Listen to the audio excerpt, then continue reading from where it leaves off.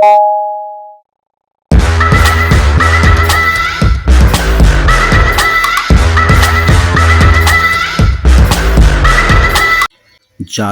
जनगणना पर रोक लगाने की मांग वाली याचिका सुप्रीम कोर्ट ने खारिज कर दी है और यह बहुत बड़ी जीत है नीतीश सरकार की। नीतीश सरकार इसमें अब वह काम कर सकेंगे।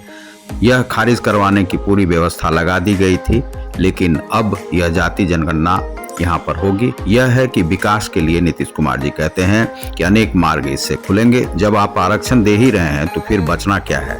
तो आपको सभी जाति आधारित जनगणना के बाद लोगों के पास क्या है, क्या नहीं है, क्या सुविधाओं में वृद्धि की जाए, यह देखना चाहते हैं नीतीश कुमार जी।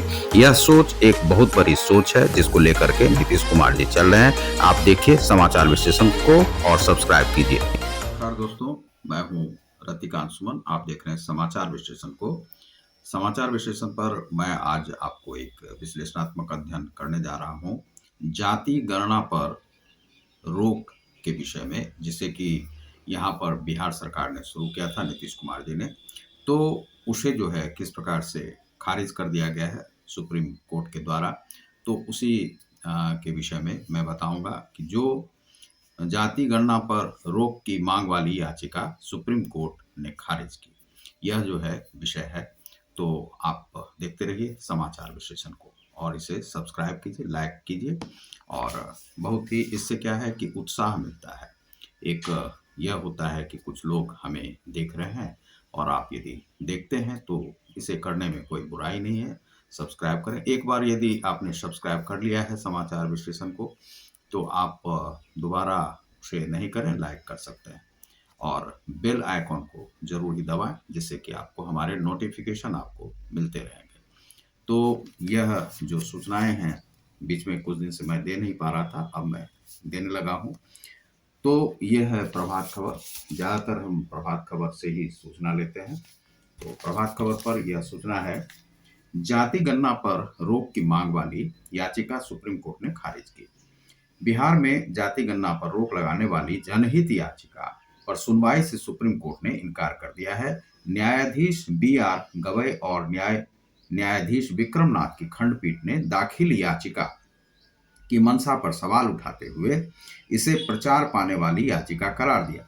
न्यायाधीश गवई ने कहा कि अगर याचिकाकर्ता की मांग को स्वीकार कर लिया गया तो राज्य सरकार यह कैसे तय करेगी कि आरक्षण किस आधार पर दिया जाए।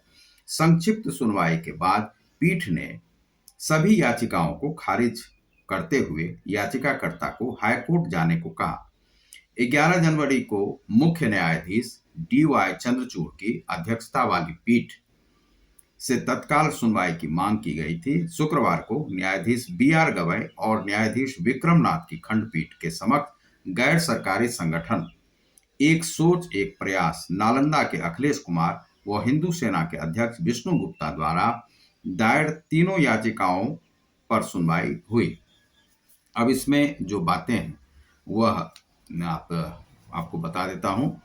क्या था याचिका में? याचिकाओं में कहा गया था कि जनगणना अधिनियम के तहत राज्य सरकार को जनगणना का अधिकार नहीं है, क्योंकि यह संविधान की 7वीं अनुसूची की लिस्ट 1 में शामिल है। जनगणना कानून 1948 के मुताबिक सिर्फ केंद्र सरकार के पास जनगणना से जुड़े कानून बनाने, जनगणना कर्मी की नियुक्ति और इससे जुड़ी सूचना हासिल करने का अधिकार है। याचिका में कहा गया है कि जनगणना कानून 1948 में जातिगत जनगणना कराने का प्रावधान नहीं है। सबके हित में है जाति गणना। मुख्यमंत्री ने कहा कि मुख्यमंत्री नीतीश कुमार ने शुक्रवार को कहा कि जाति गणना सबके हित में है।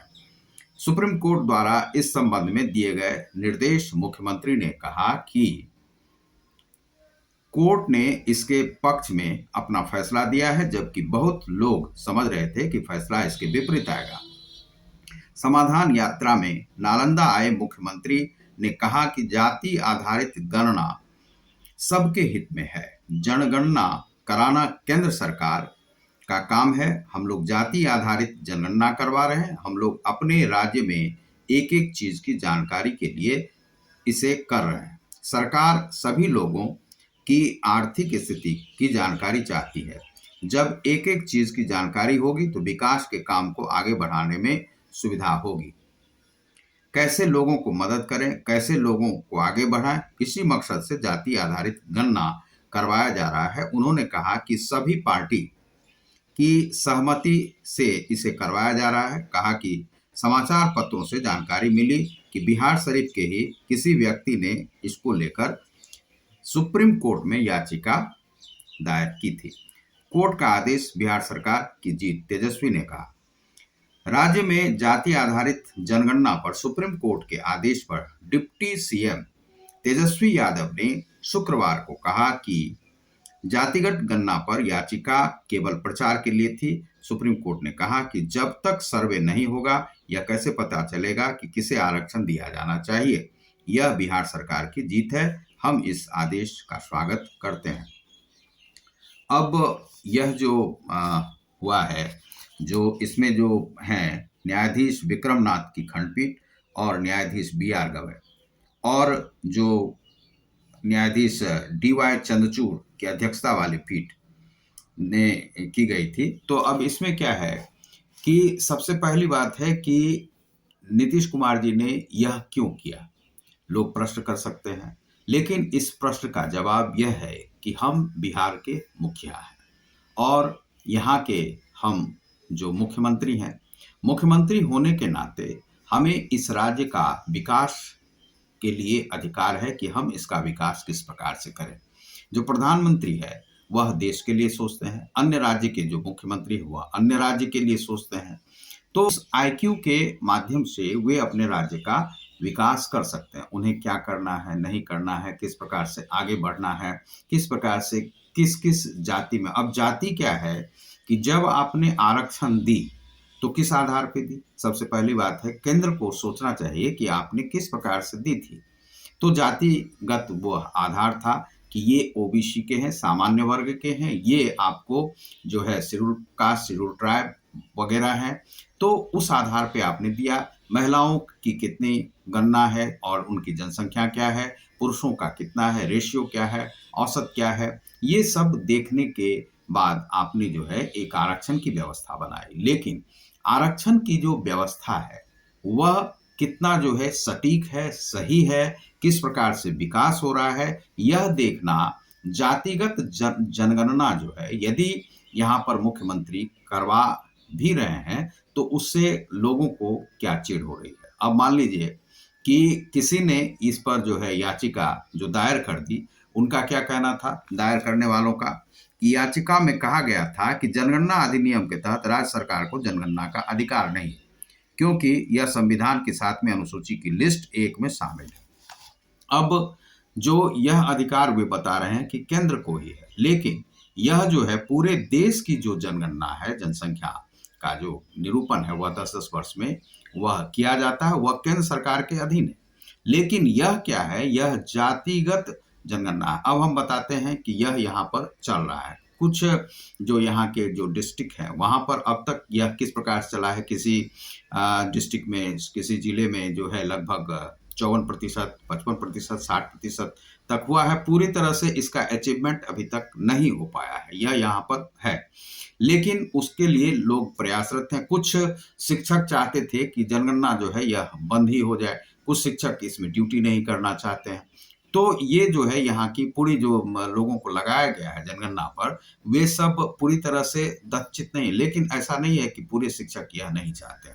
जो लोग यहाँ के रूल्स को फॉलो करते हैं वे जरूर ही इसे जनगणना में थे। हमारे पास भी बहुत सारे लोग आए और उन्होंने जनगणना की जानकारी ली।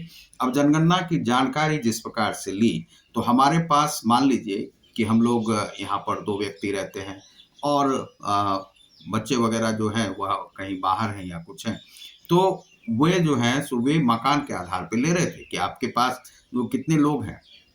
तो उन्होंने देखा कि 3 भाई हैं, ये इनका 3 मकान है। तो एक मकान उसमें कितने लोग हैं रहने वाले, तो उसमें 4 लोग हैं। वह मकान उसमें कितने हैं, या हमने बताया कि वे बाहर रहते हैं और उनका जो है यह मकान है, तो मकान का जो है गणना उनके द्वारा कर लिया गया और उसमें रहने वाले जो लोग हैं वह भी बता दिया गया कि इसमें 4 लोग हैं, इसमें 5 लोग हैं, इसमें 6 लोग हैं। इससे क्या है कि एक रेशियो जो सरकार को है, जो मुख्यमंत्री को ज़रूर ही पता चलना चाहिए कि राज्य में किस प्रकार से लोग रह रहे हैं। आपने इंदिरा आवास योजना दे दी, प्रधानमंत्री आवास योजना दे दी, किस-किस को क्या बेनिफिट मिला, किस-किस जगह पर। तो यह करने की जो योजना है, विकास आप किस प्रकार से करना चाहते हैं राज्य का, यह जो है यह कोई बुरी बात नहीं है। हमसे कुछ लोगों ने पूछा था कि यह जो केस है क्या यह खारिज हो जाएगा? यह कोर्ट के सुप्रीम कोर्ट के द्वारा। तो हमने कहा था सब खारिज होने का सवाल ही नहीं उठता है।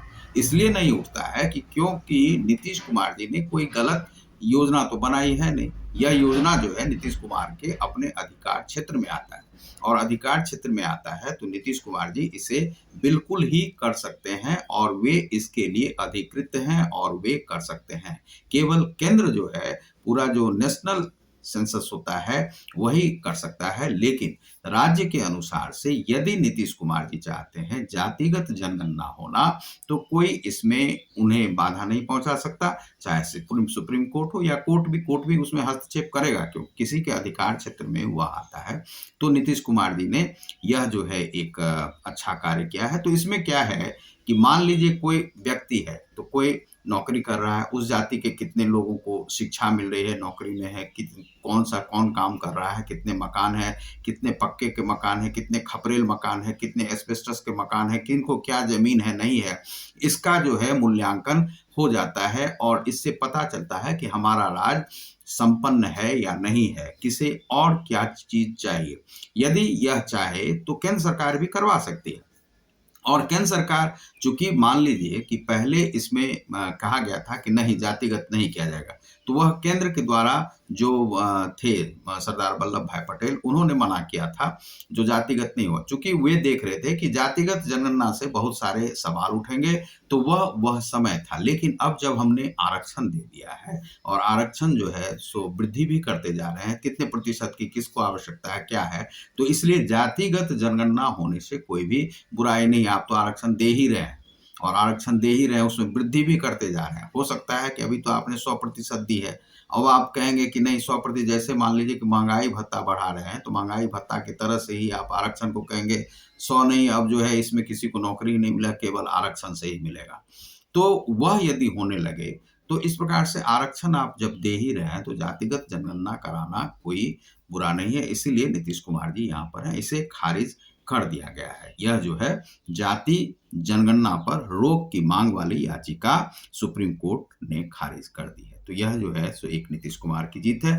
तेजस्वी यादव ने कहा है कि यह बिहार के नीतीश कुमार की जीत है और यह जो है सो एक लोकहित में है, राज्य के हित में है, इसीलिए वे कर रहे हैं। बहुत बहुत धन्यवाद। आप देख रहे हैं समाचार विश्लेषण को। आप बेल आइकॉन को अवश्य ही दबाएं और इसे सब्सक्राइब करें जिससे कि हमारा सारा नोटिफिकेशन आपको मिलता रहेगा।